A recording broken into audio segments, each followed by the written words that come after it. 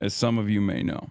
I'm somewhat of an experienced traveler, and usually as an experienced traveler, I like to get to the Charles de Gaulle airport early because I know, no disrespect to France, I love the country, but Charles de Gaulle airport is one of the worst in Europe. It's a major hub, but unfortunately, due to, I think, like a lack of interest from the managers of any of these companies, where they just refuse to hire additional people.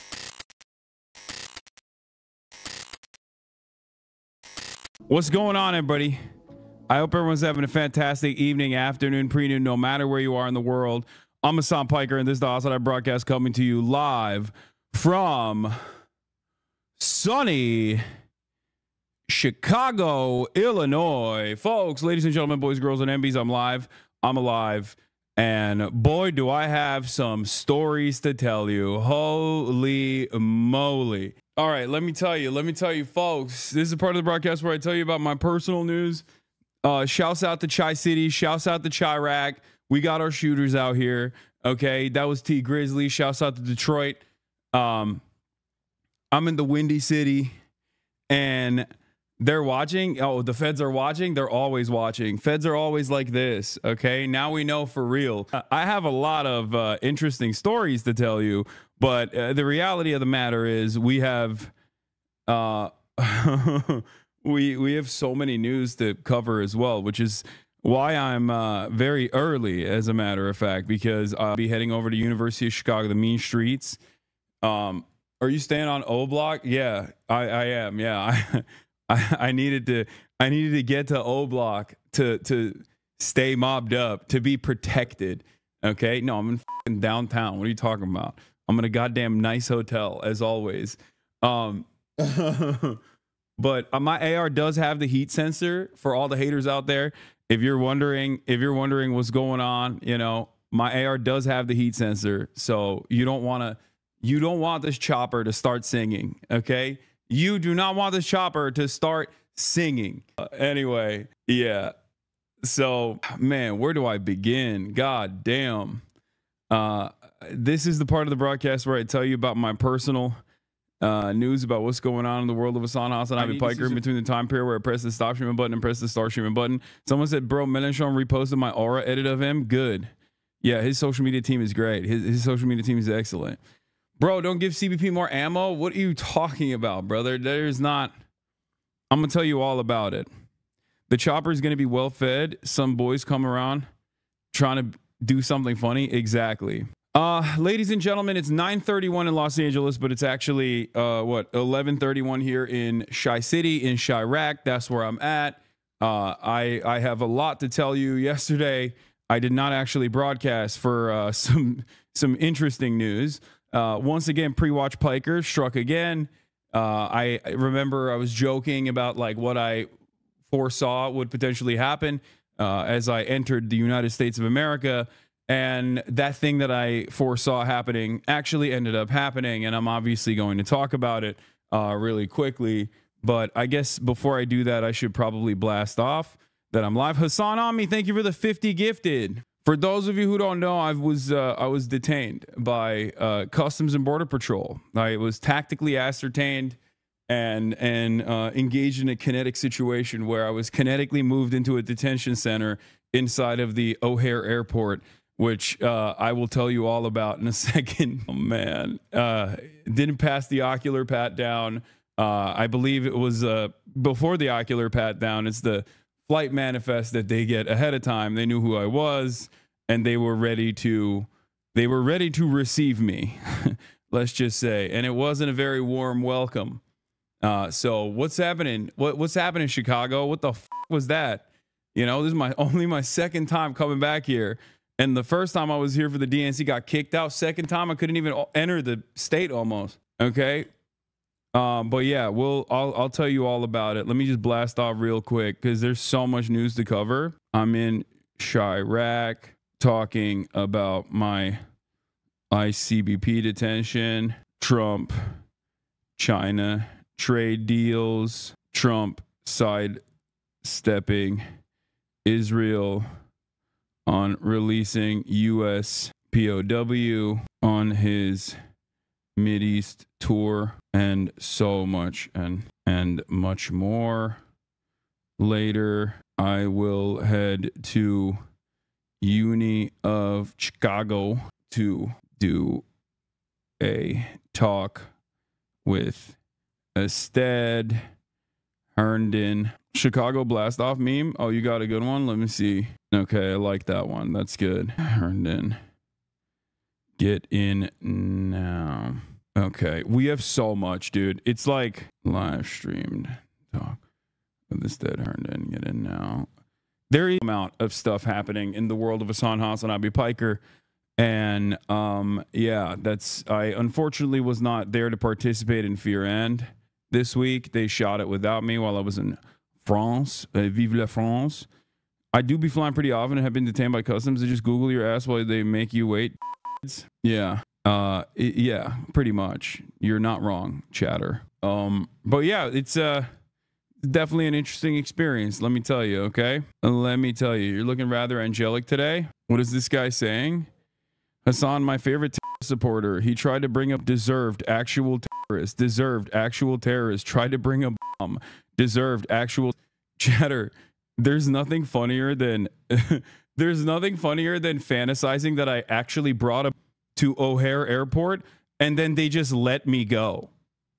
Like in your mind, you think it's unfathomable that like someone who is a political commentator would get apprehended for no reason and will like simply be harassed specifically to create a chilling effect on speech.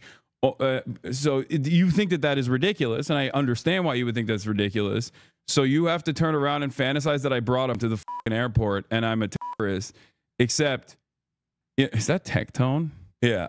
Except also in that same fantasy, woke ass Customs and Border Patrol actually let me go after I brought him in your assessment. You know, Chicago remembers the good Kanye and cries about the bad Kanye. Yeah. So a lot going on in the world. Okay, we'll get to it right now. Did you touch the bean? No, man, I haven't done shit. I actually spent last night with Ested, hung out with him, went to some bars and you know, hung out in the city for a little bit, had a couple drinks, but that's it. That's all I did yesterday. I landed, I got in, I got detained. It was way too late for me to stream. And so I was like, fuck it, I'm not going to stream. And I took a shower. I went out to the bars and that's it. That's all I did in Chicago so far. I did not lick the bean. I didn't touch the bean. I didn't have time to flick the bean. What bars you go to? Nothing good. Start off the story at Charles de Gaulle, 3 hours, man. Yeah, that's where I'm going to start. I thought I saw your ass at a bar. Maybe. I did get recognized a bunch. I also got recognized while I was walking out of the fucking ICE detention. But I don't think the two HasanAbi heads that recognized me had any idea that I was like walking out with an ICE agent. They just saw me. They just saw me walk out. And they were like, "Oh my God, Hasan!" Little did they know I was actually walking out of ICE detainment. But yeah, the feds, dude, they're preying on my downfall. Hold on. Hello? Yes. No, it's fine. You can cancel that then. Yeah. Yes. Thank you. All right, bye. Yeah, that was the feds. Mushy mushy. No, business deals. No, they just don't have sugar-free Red Bull. Anyway, so all right, where do I begin? Our story begins at Paris's premier international airport, Charles de Gaulle. Okay. Now, normally I'm an experienced traveler, as some of you may know. I'm somewhat of an experienced traveler, and usually as an experienced traveler, I like to get to the Charles de Gaulle airport early because I know, no disrespect to France, I love the country, but Charles de Gaulle airport is one of the worst in Europe. It's a major hub, but unfortunately, due to, I think, like a lack of interest from the managers of any of these companies, where they just refuse to hire additional people. And I feel like in France, you just have to always hire more people because everyone is doing work very slowly. Okay? It's just the pace that you have to adjust to. and therefore you have to hire more people. There's always like work stoppages and stuff like that. And these guys, the unions are relatively powerful, but the corporate overlords will literally punish travelers instead of meeting the actual demands of labor unions there. So I've been in a situation where I've been like stuck in France and stuff. Like I had to do crazy maneuvering to get out. So I knew that. And because I knew that, I was like, I'll go 3 hours early. It's something that I never do. Usually I'm actually very slow. But this time I was like, I'll go 3 hours early and everything will be fine. I was already worried that I was going to have issues coming into the country. I had joked about it already. So I was like, at least on the one side, like leaving the country of France will not be that big of a problem. And boy, was I wrong. Okay, boy, was I wrong. So I hit the triple Monty. I had like a generational run. There was massive traffic going in. When you actually drive into the airport, the person that's dropping you off has to get a ticket at the gate. The ticket actually didn't work. Like, so we were stuck in traffic with like other cars behind us. Like my driver had to get out and be like, and wave people away from the gate so that we could actually get to a gate that worked, all this stuff. Right. And I'm like, oh brother, here we go. Walk in. I'm flying business. So like I have sky priority. So I'm thinking like, oh, at least I'll be able to get my luggage in on time. Barely made it to the check-in. Okay. There was already issues with the check-in. Once I got through the check-in, I got hit at every single step. There's an automatic passport processor where you just kind of step into this room and then boop, doors open, you walk in, right? I wait in line. There's only one. None of the machines are working. Finally, I get to the machine that is working, and the machine stops working. It just won't take my passport. It won't take my fucking passport. I was like, oh, here we go. So I had to go to an actual officer to allow me to, to let me through so I could get in. Then I got stuck behind classic old lady. Okay. Old lady with a lot of bags, with a lot of fluids. So then like she's taking her fluids out and like doing all this stuff at the security gate. I'm stuck behind this person. I already took out all my electronics and stuff. But of course, lo and behold, boom, I get stopped at security after this old lady as well. The old lady with the bags of fluids, classic. She obviously was stopped. Okay. She had to get GSR swabbed, all this shit. And then of course, I also got stopped, had to get GSR swabbed, all of this shit because I have electronics on me. And, I stopped there. Generational 3-hour run at Charles de Gaulle. And then afterwards, I get into the flight and I'm like, all right, finally. The flight was actually fantastic. I slept the entire time. I slept like a goddamn baby, slept the entire time, didn't even eat on the flight, which is crazy.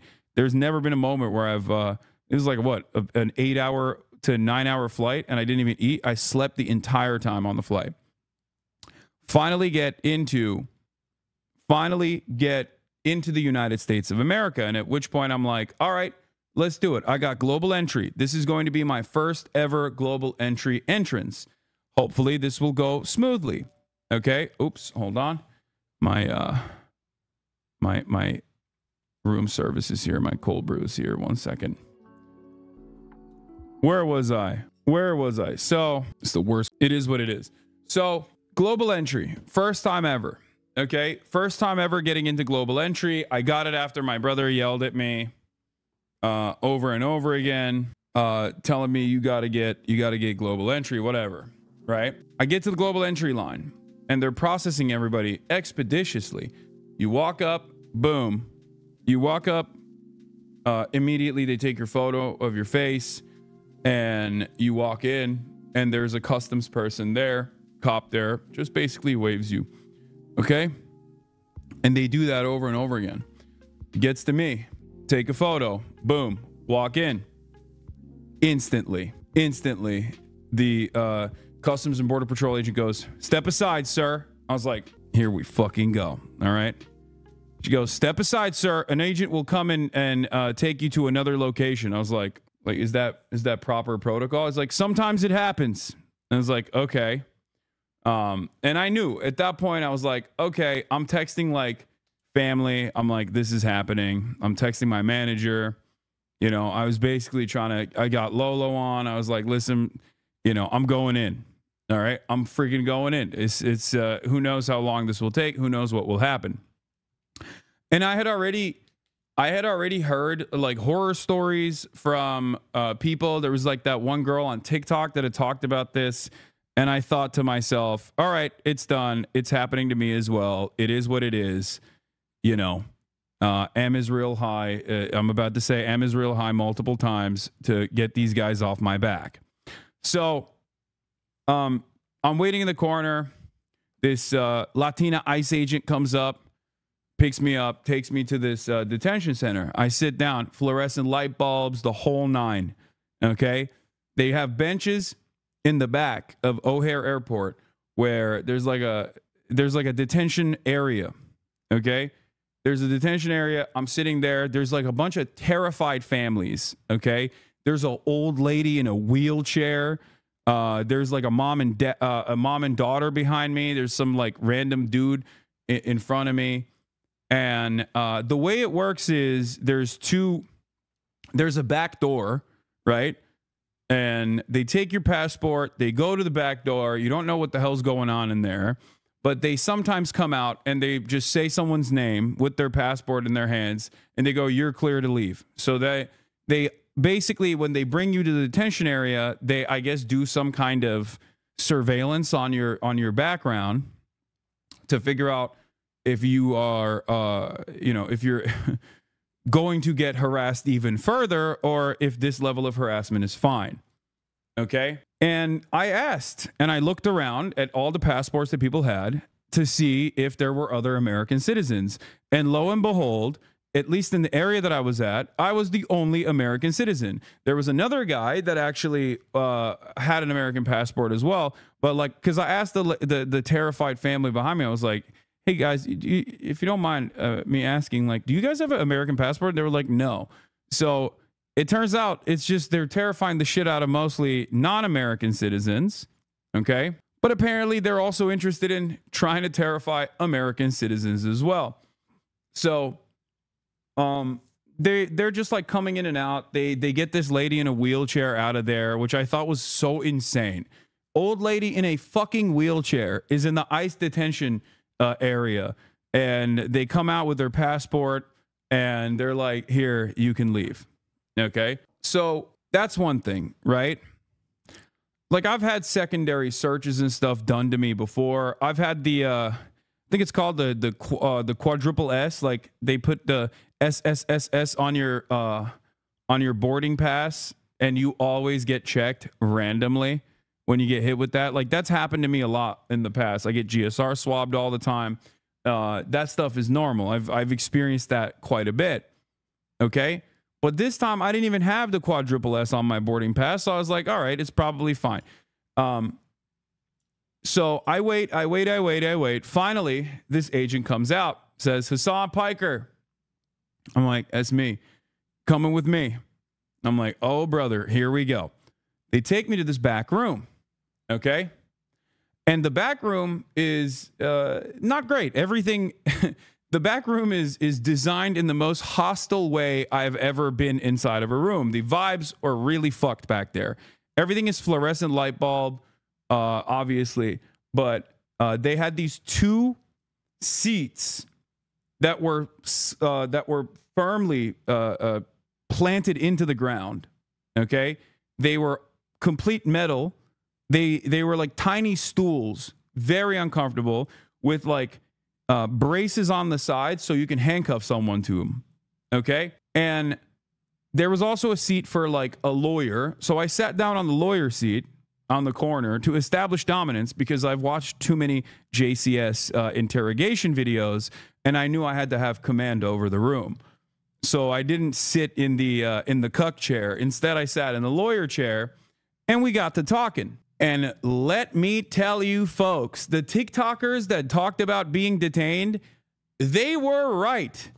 It was an insane fucking situation. So It's very obvious that they knew exactly who the fuck I was. It's very obvious that they knew how to like navigate the conversation.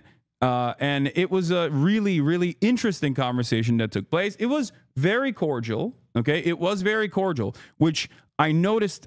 I thought it was strange how cordial it was, because I've had run-ins with like cops in the past. I've had run-ins with feds in the past.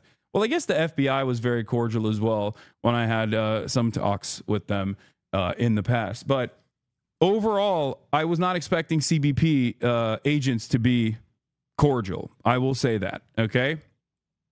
Now, having said that, the entire process is supposed to be intimidating. So it's fucking bullshit. Like, suck my dick, cordial or whatever. Okay. I think they were being cordial because they wanted me to say something that was incriminating and say something that was enough to justify further detention from that point on. And let me tell you, they certainly did do that. So he knew exactly who the fuck I was, but he was basically like broaching the conversation in a way where it was like free flowing, where in the process of discovery, he was adding on additional talking points. He always made it seem as though he was asking certain things that after discovering in the process of that conversation, he would ask additional questions. So, you know, he's like, oh, what are you doing in Chicago? And I was very revealing. I was like, well, I was in France because I want to take my family out for Mother's Day to France, but I had to come back early from France, even though today is technically Mother's Day, because I have a speaking engagement at University of Chicago. And he was like, oh, what kind of speaking engagement? It's like, I don't know, some like journalism school stuff. And he's like, oh, well, since you mentioned that, he kept saying, oh, well, since you mentioned that, what do you do as a job? And I was like, I'm a Twitch streamer. And he's like, well, since you mentioned that you were a Twitch streamer, what kind of things do you stream about? And at first I was like, do I just tell him I play video games? Because I don't think this motherfucker's going to believe me if I say I just play video games to him, right? So I was just like, yeah, I play video games, but I also do current events sometimes, drama, internet. And he's like, oh, do you talk about, since you mentioned that, you talk about the things that you talk about, do you talk about the news? And I was like, yeah, I talk about the news. And he kept saying, okay, so when you talk about the news, do you talk about the war? And I was like, what do you mean by that? He's like, do you talk about Trump? And that was the first time where I was like, what the fuck is this question? Like, I literally straight up told him, I was like, why are you asking me this? Like, I was like, what does this have to do with anything?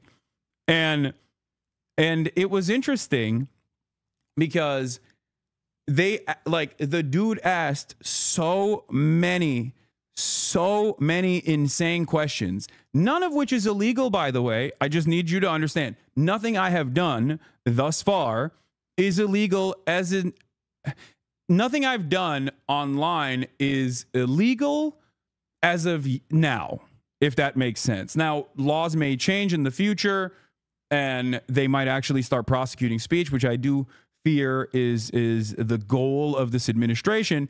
But so far, everything I've done is fully protected under the First Amendment.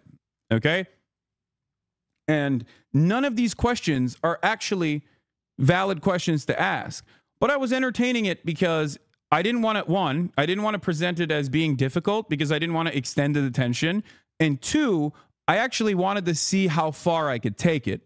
Maybe it was fucked up of me to do that. Maybe it was not appropriate for me to do that, to play fast and loose with a person that has complete control over my life in that very moment. But I wanted to see like what they were trying to get away, like what they were trying to take from this conversation. And so, you know, instead of just pleading the fifth, as I'm supposed to do in situations like this, I just kept giving him answers. And there were definitely areas where I was very revealing about my position, knowing full well that they know exactly what they're looking for. I saw no reason to hold back on certain things. So I said, I don't like Trump. I was like, what are you going to do? It's protected by the First Amendment. I don't like Trump. Yes. Right? Like, I was like, I'm not fond of him. I don't like him. He said he was going to end the wars. He hasn't ended the wars. What the fuck is up with that? You know? And the guy actually was very sympathetic. The agent was very sympathetic. JCS style interrogation technique to come across as sympathetic, to like invoke some kind of positive feelings out of me in an effort to like get me to reveal something maybe that'll trip me up, or because he just genuinely was sympathetic and he had the vibes of someone who was like, I don't know why I'm doing this, right? But he was like, listen, I'm Iraqi, so I know. And let me tell you, I do think that him being Iraqi played a big role in this, because if he wasn't, there was a lot of fucking Redditor ass white boys that are at Customs and Border Patrol at O'Hare Airport. I saw them walk by. There was a dude who looked like he was like 25 max, but he was balding. And I knew immediately, if that motherfucker is my agent, I'm screwed. I'm going to CCOT. This dude is going to literally fucking cook me. So I got a little lucky. All right. I will admit. So basically, I think the reason why they sent the Iraqi CBP agent is because they bracket you into different categories. For me, they wanted to conduct an investigation about my involvement with Hamas and my involvement with the Houthis, and they suspected my involvement with Hezbollah. Straight up. That's literally what this conversation was about. And it's not even a joke. Like, they straight up fucking tried to get something out of me that I think they could use to basically detain me permanently, which is insane, because there is no direct connection or direct involvement. So I'll say this much. So we're talking. I'm telling him like, oh, I'm Chicago. I'm going to be speaking there for the journalism school. I told him like, I don't like Donald Trump. And I was like, so why are you guys doing this? And he's like, oh, it's just like routine. It's a routine process. I was like, it doesn't feel too routine. And basically my big fear from the entire situation was like, if they were to ask for my phone, not that there's anything incriminating on my phone, but I don't want the fucking federal government inside of my phone beyond all of the times where they probably have been engaging in like warrantless surveillance on my phone or whatever the fuck. I don't like, it's not your business. You know what I mean? It's none of your fucking business. So it's a goddamn free country. Like, there's privacy laws for this kind of shit, right? So for those of you who don't know, by the way, they can't actually unlock your phone, but if you have biometrics on your phone, they could technically use that and put the phone to your face and unlock it that way. Hold on, let me fix this. Let me fix the banner. So just so you know, they could technically do that, okay? They could technically do that, but there's a trick. Either you get a burner phone when you're traveling internationally, or if you have your regular phone, you can just do a passcode by either canceling biometrics, or if you forgot to do so, if you forgot to cancel biometrics like your Face ID, what you can do is click it 5 times. If you click hold 5 times in a row, it will actually disable Face ID, and it will force you to put your passcode in. And because there are laws against like the agents not being able to force you to put your passcode in, they can't actually access your phone like that. Now, there's different methods of how they can access your phone. From what I understand, they can also put it on a computer and just like plug it into a machine, and the machine just basically takes all of the information in your phone. So it is what it is. I don't know if you can actually do that if your phone is on, but I was thinking about all these things. I had already unlocked the biometrics. Like I disallowed biometrics, and it's a Faraday cage once you get into the detention center anyway. So you can't actually send any fucking text messages once you're in there. It's there's no access to the internet.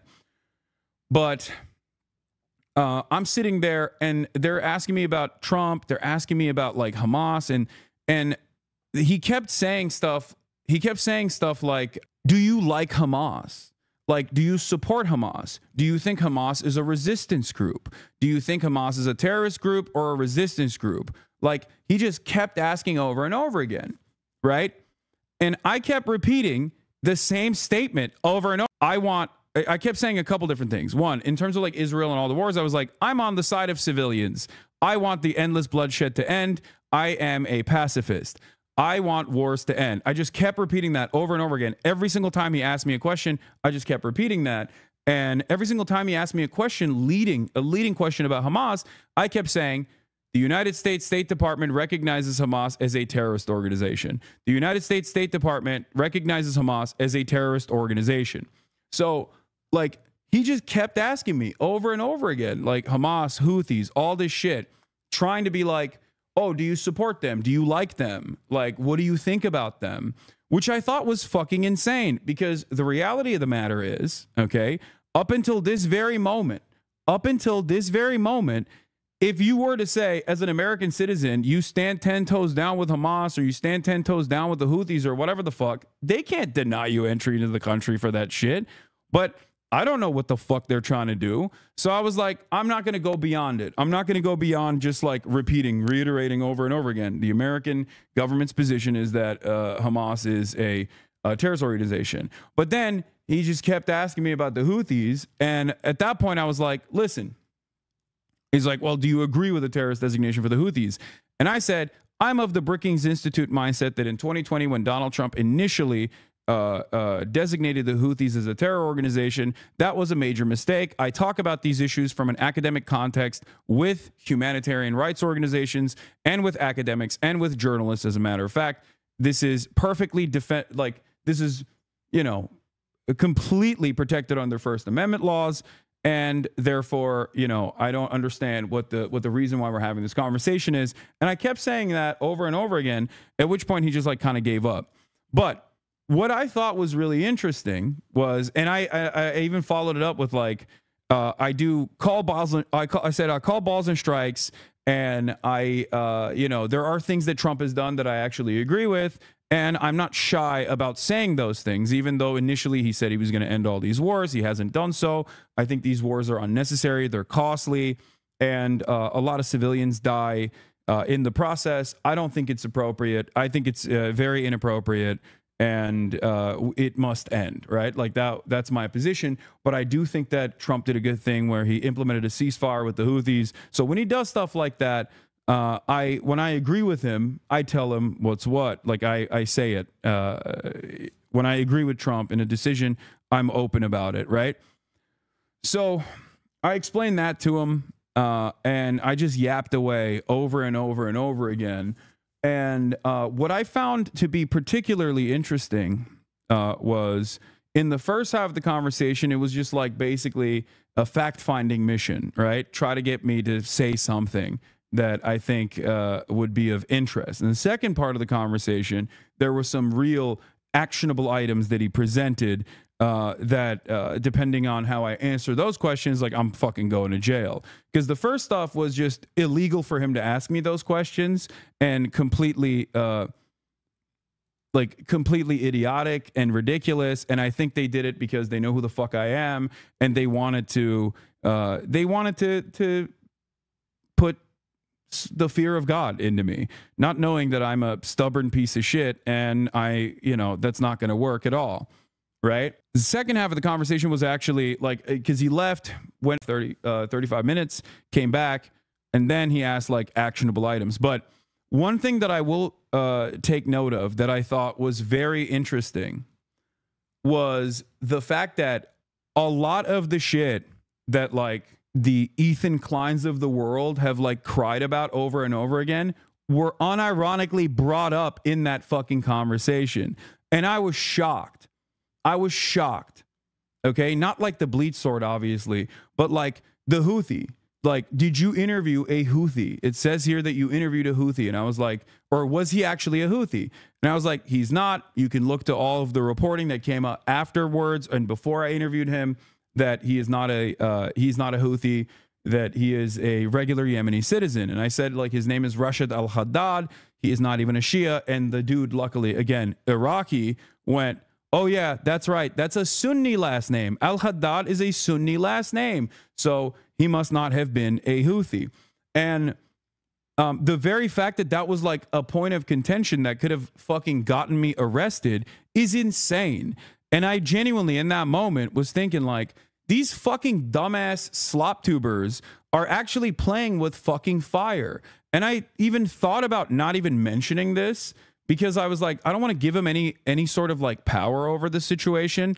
But like, the reality of the matter is 100% the Trump administration is inadvertently working with a lot of these fucking dipshits. These dipshits are playing a formative role in getting people in trouble with the law. Okay? That is literally the case. It was shocking that that was the case, but it is the case.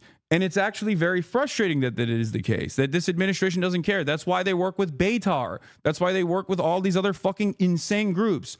The Barry Weisses of the world actually have motion in this goddamn admin. Okay?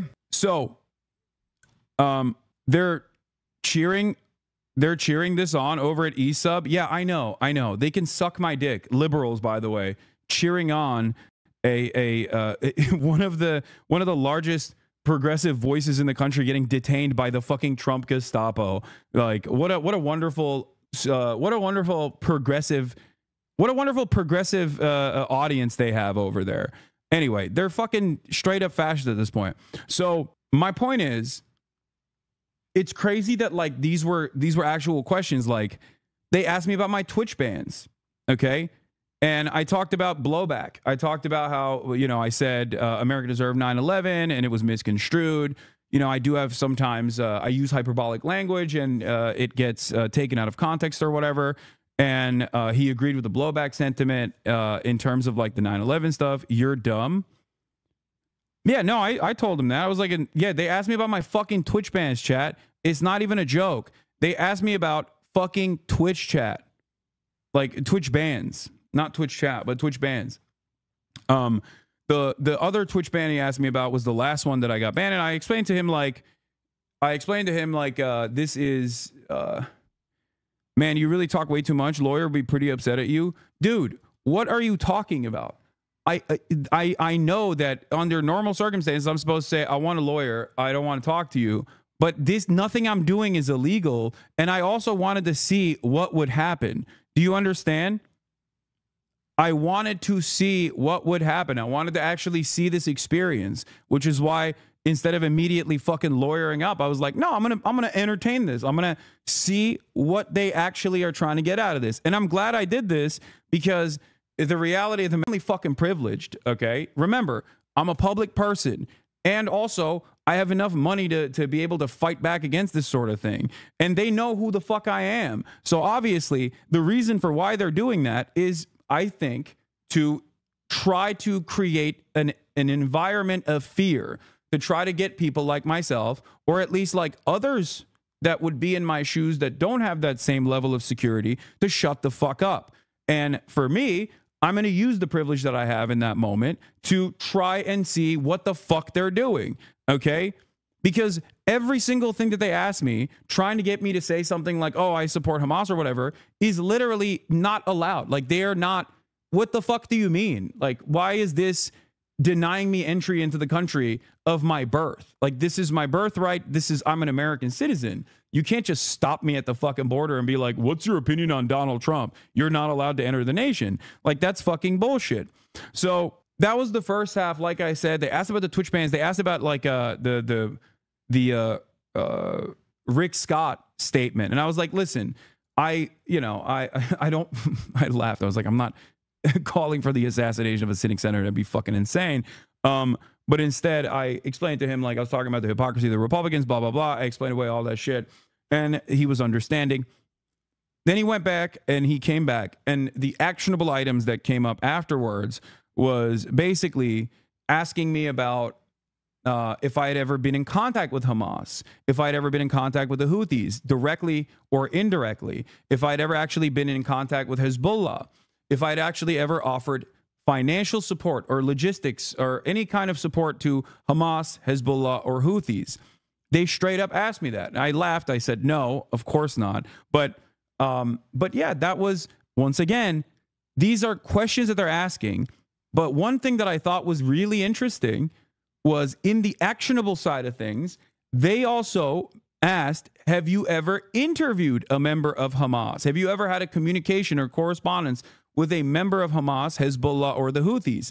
Now, what's really fucking insane about that is that as someone who works in media, sometimes I do actually do journalism, right? As I've maintained this position over and over again. And I said that I would, if given the opportunity, talk to someone that is a part of the Ansar Allah movement, a Houthi, or even Hamas, or even Hezbollah, right?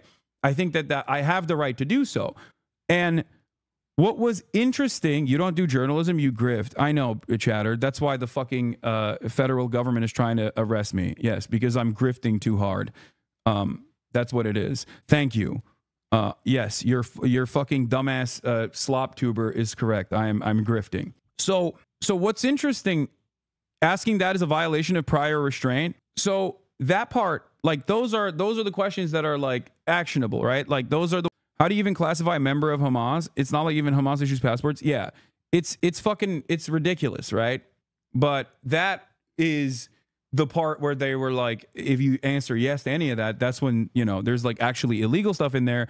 Having said that, there is one part of it that wasn't illegal, which is being in communications or being in contact with someone in Hamas. Like that is a part of journalism you actually can do. It's fucking ridiculous. Like, you can interview ISIS. Like, what are we talking about? The notion that this would be an issue for the Customs and Border Patrol is fucking ridiculous, okay?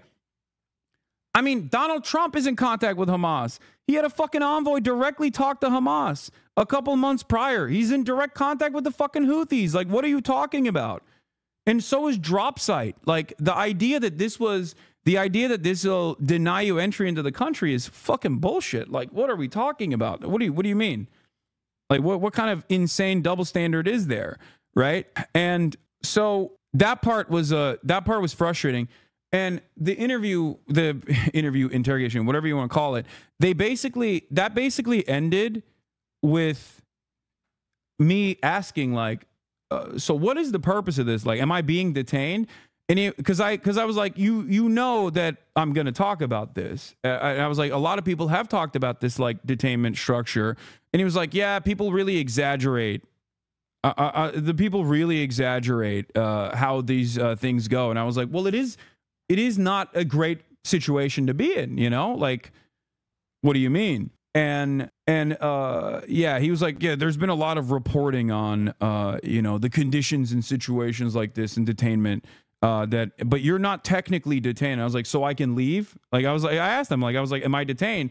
And he's like, no. And I was like, all right, so what's the purpose of this entire situation? I can just walk out right now.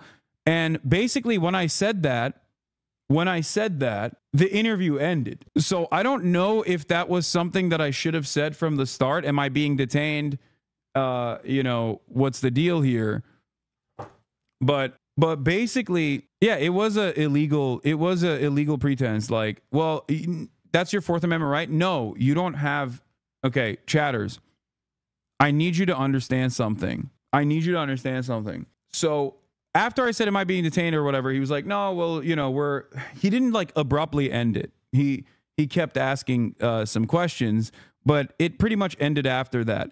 And I don't know if that was like, I don't know if that's like I got lucky there, because when I asked, like, am I free to give, that kind of stopped the process a little bit. And I don't know if that's the reason why I didn't have them look through my phone, but I wasn't planning on letting them look through my phone anyway. That was my point. Like, there was a line where I was going to say, I'm done with this. Either fucking arrest me or, you know, let me go. I don't know what the fuck's happening here.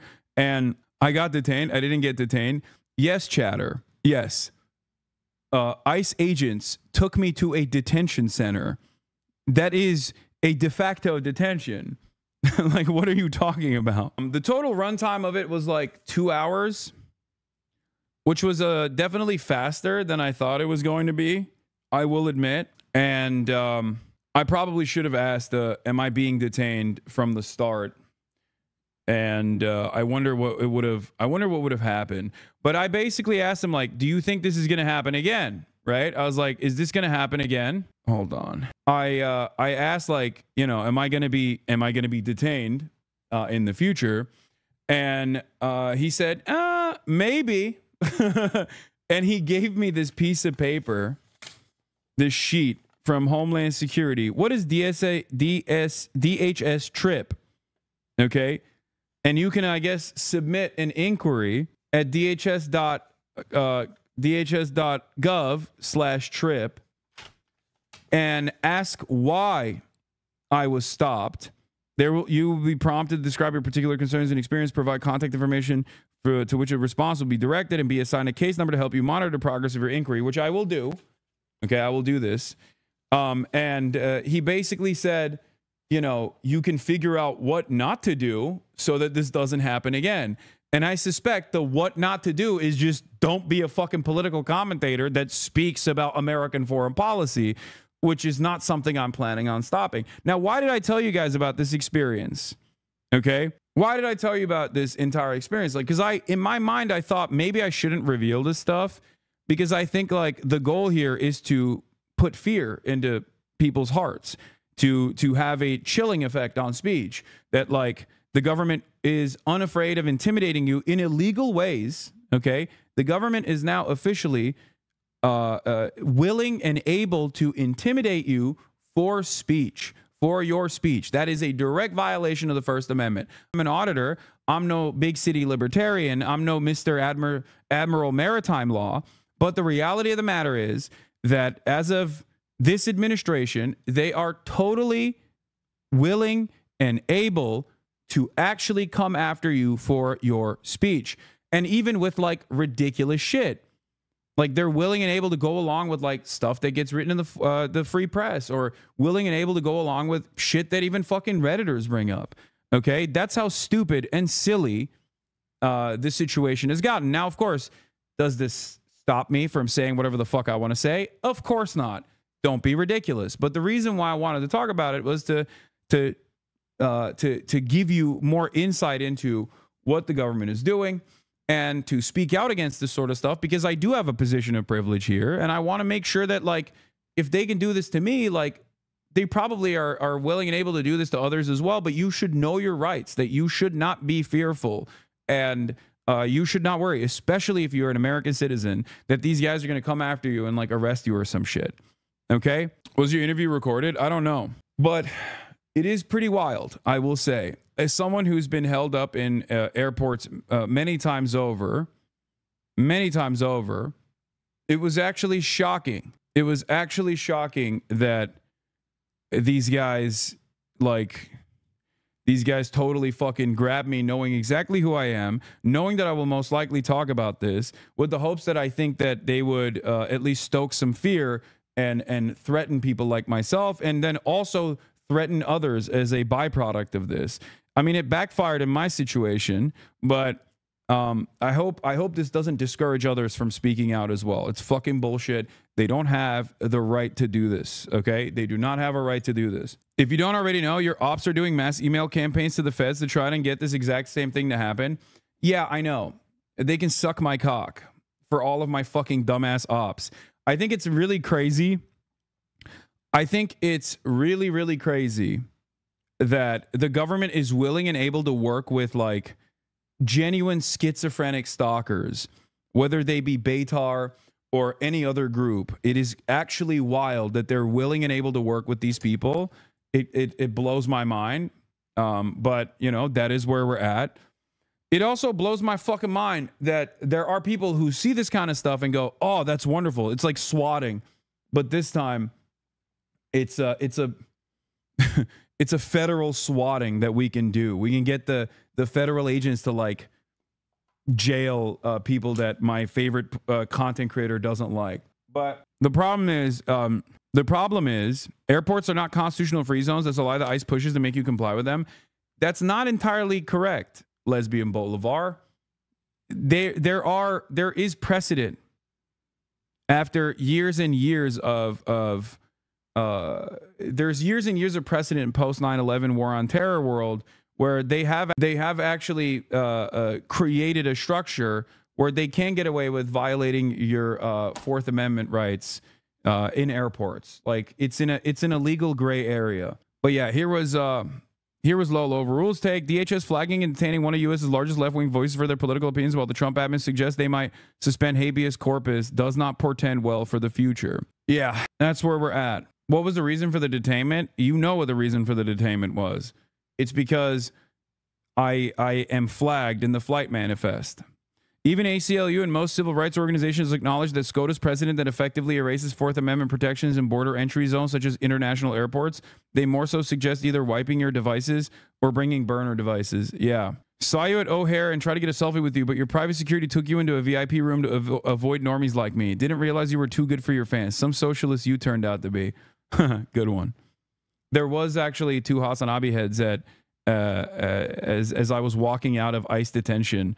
There were 2 HasanAbi heads. They probably had no idea that I was walking out of ICE detention with a fucking agent in front of me. But is this going to change the way you travel? No, but it does actually gum up the works a little bit in terms of going to Cuba.